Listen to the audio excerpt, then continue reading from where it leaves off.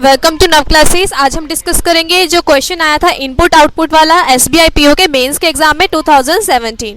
ठीक है, तो इसमें जो मेमोरी बेस्ड क्वेश्चन था ये हम आज डिस्कस कर रहे हैं। तो देखो इस क्वेश्चन में डायरेक्शंस गिवन है, हम समझ लेते हैं क्वेश्चन क्या था और क्या होता है इनपुट आउटपुट में।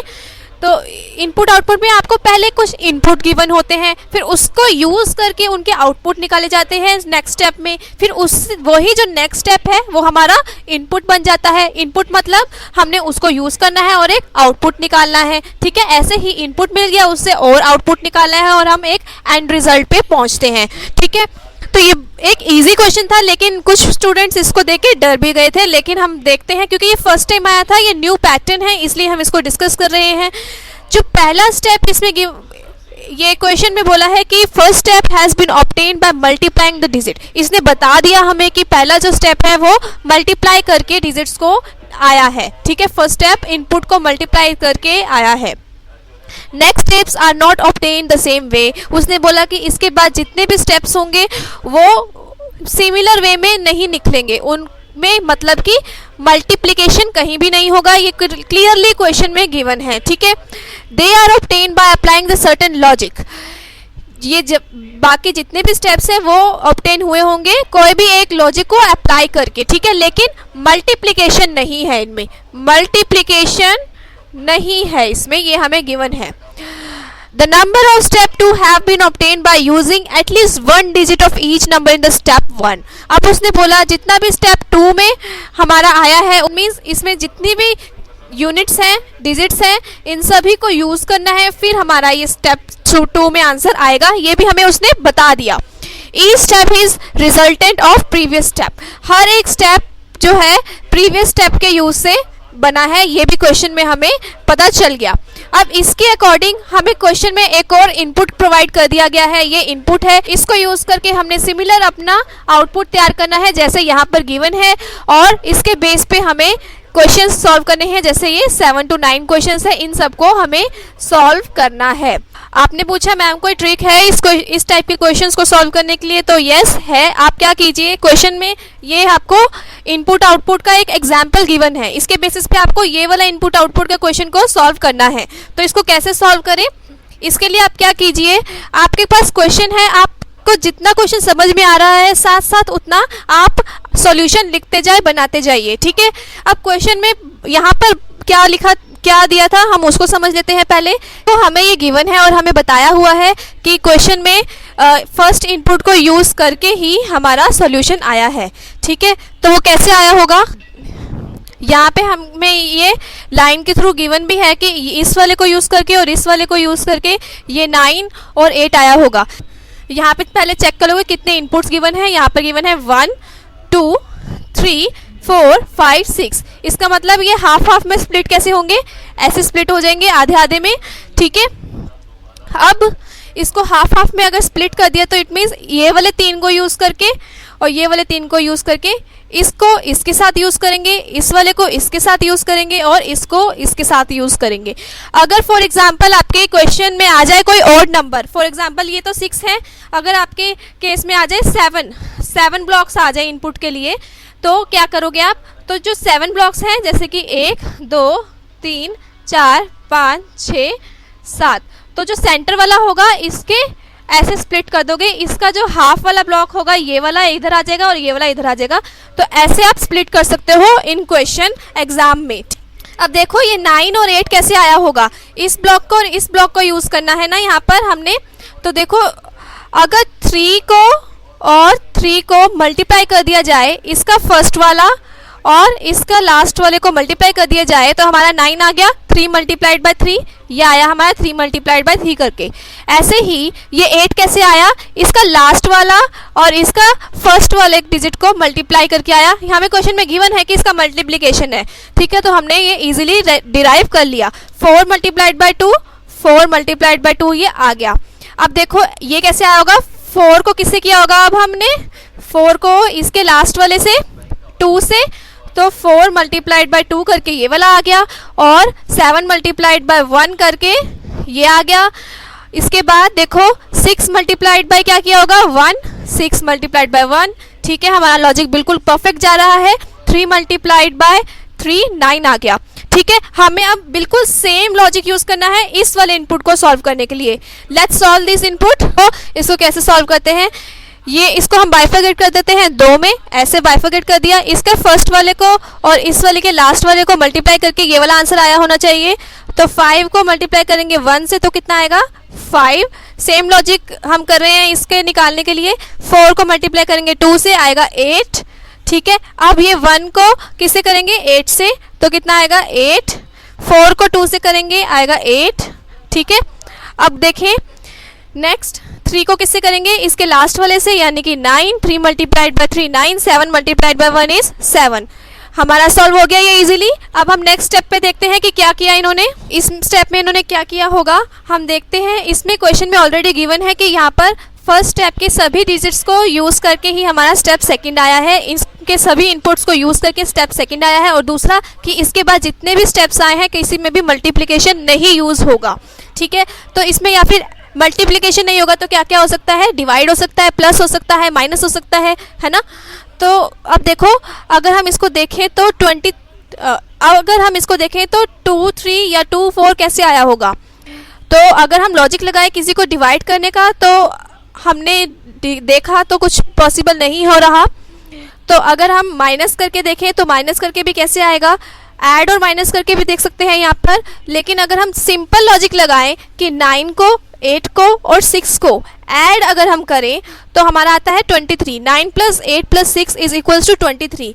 हम अब देखते हैं कि इन्होंने 2 3 ऐसे लिख दिया, क्या ये सेम लॉजिक यहाँ पर अप्लाई हो रहा है।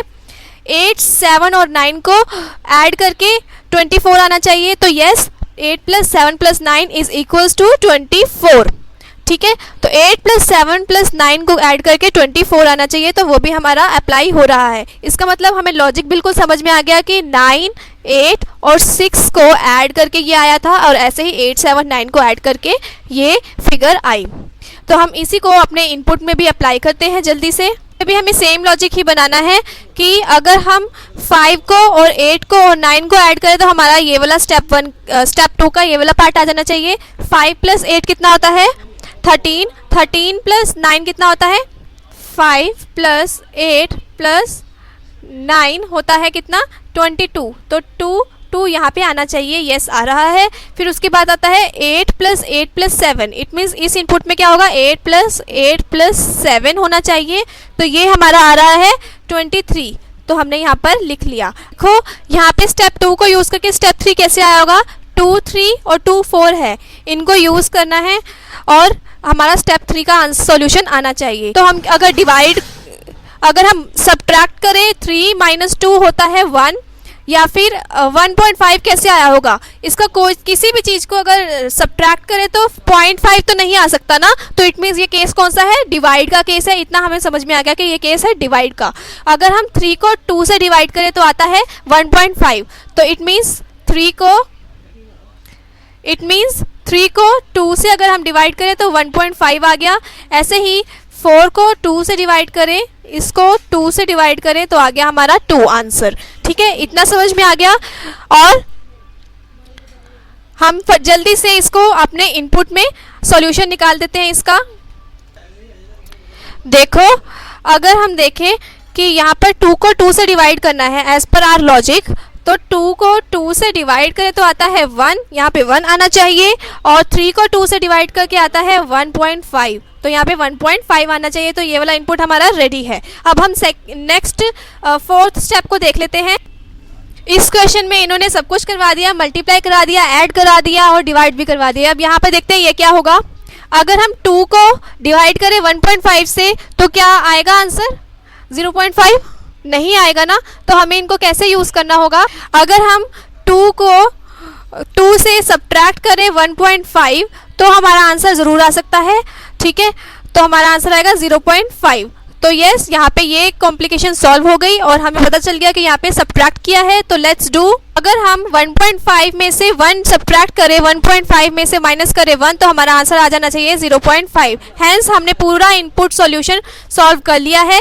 इनपुट आउटपुट का क्वेश्चन सॉल्व कर लिया है। अब इसके क्वेश्चंस को समझते हैं। क्वेश्चन नंबर 7 में पूछा क्या है, each of number in step 2 are half, then find the sum of numbers obtain. अगर यहाँ पर जो स्टेप 2 में नंबर्स लिए हैं, मिले हैं हमें, उनको हाफ कर दिया जाए तो उसका आंसर क्या आएगा।